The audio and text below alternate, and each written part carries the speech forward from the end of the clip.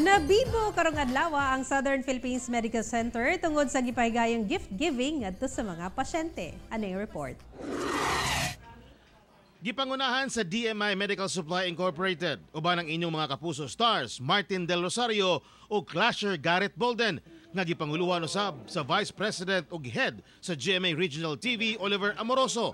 Nagpahigayon og gift giving sa mga pasyente sulod sa SPMC. Nalipay pag-ayo ang mga pasyente tungod silang tanan na sorpresa sa gasang nadawat o sa mga mibisita kanila. Grabe yung kalipay sir sa ilahang mga pinaskuhan sir bisag sa among kasubong na ang among mga pasyente sir nga naa sa ICU sir gitubuhan. Pasalamat lang sir bisag pila lang ka minuto among kalipay sir. Nakakita mi sa artista sir.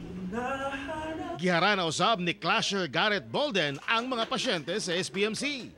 Sana ngayong Pasko ay maalala mo pa rin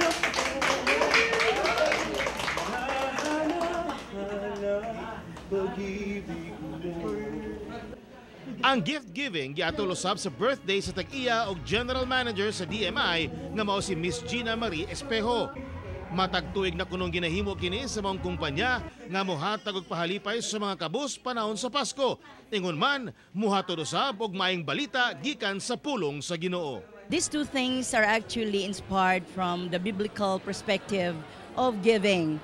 Like Jesus is the greatest gift given to all of us, and because of Him, we have hope.